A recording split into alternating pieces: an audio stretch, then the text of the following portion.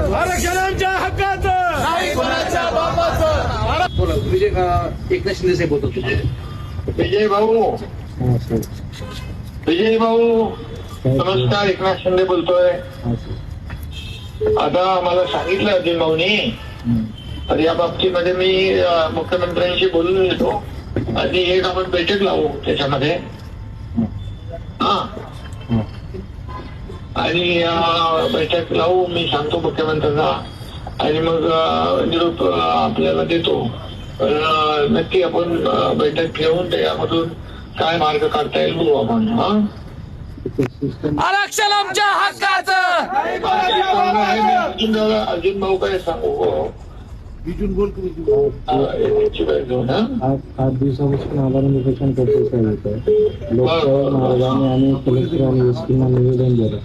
मला बसण्यासाठी जागा देखील दिली नाही. आज 74 वर्षात आम्हाला जर बसण्यासाठी जागा नसेल तर मी झाडावर 3 दिवस उपोषण केलेलं साहेब. ही लोकशाही राहील का नाही असं का बरं आमचं. नाही, असं चुकीचं आहे सर. लोकशाहीमध्ये लोकशाही मार्गाने आंदोलन करणं आणि त्याला सहकार्य करणं नाही.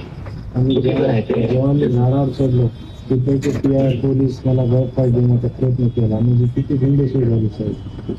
नाही, असं कोणी केलं असेल त्याला सोडणार नाही आम्ही. चुकीच्या पद्धतीने कोणी केलं वागेल तर त्याला माफ नाही.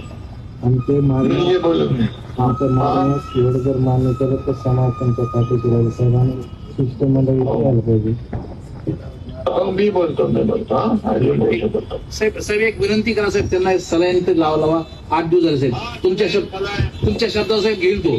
त्याला विनंती करा. साहेब करा, तुम्ही सांगा सलाईन घेऊन. बोलतो तब्येत आलो बाबा. विजय भाऊ, आपल्याला आंदोलन करायला तर आपल्या शरीरात ताकद पाहिजे की नाही. मग आपलं शरीर नीट पाहिजे. तर तुम्ही सलाईन करून घेऊन ते लोकांना, शेवटी तुमची लिडरशिप पाहिजे ना. त्यामुळे तुम्ही सलाईन घ्या आणि इथं लोक आपल्याला भेटतील. शिष्टमंडळ आणि तुमच्याही शिष्टमंडळाला आपण भेट देऊ, त्यामध्ये चर्चा करू. मी मुख्यमंत्र्यांशी बोलतो स्वतः. साहेब खूप भोळा समाज आहे. आया बहिणीचे डोळ्यातले अश्रू आम्हाला देखसत नाही म्हणून आम्ही एवढं मोठं काम करतोय. नाही, बिलकुल. भाऊ संजूला पाठवून द्या राठोडला. इकडं संजू राठोडला पाठवून द्या. पण उद्या पंकजा येते.